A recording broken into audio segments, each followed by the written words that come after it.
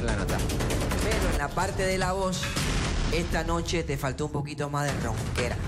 Y eso se notó bastante. No hemos llegado al ronquidito de la mosca, Guille. Tengo que ser sincera con vos, te falta muchísimo y esta noche yo no escuché a la mosca. Mira, esta noche yo esperaba la mosca y llegó el mosquito.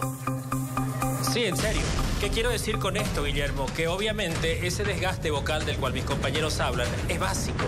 Pero entiendo que obviamente él tiene una edad avanzada en comparación a la tuya, pero tú estás obligado, y te lo digo así, a reproducir una voz lo más cercana posible a tu artista.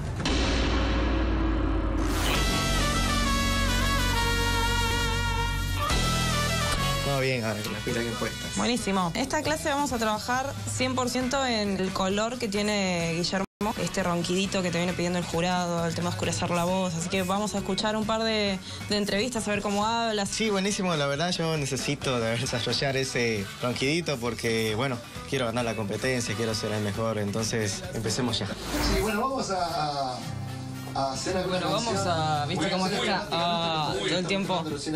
Y es un placer para mí estar charlando con todos ustedes. Participar, creo que debo tener un ego muy grande. Vos no tenés el ronquido. Hay que implementarlo de una manera que sea saludable, porque esto hacerlo como constante te puede lastimar. Relájamelo como si estuvieras... como si el cuerpo no tuviera energía. Ten en cuenta algo. Podés buscar el color con el cuerpo sin energía, pero la mosca es pura energía. Solamente usalo para buscar este color y esta manera de encontrar.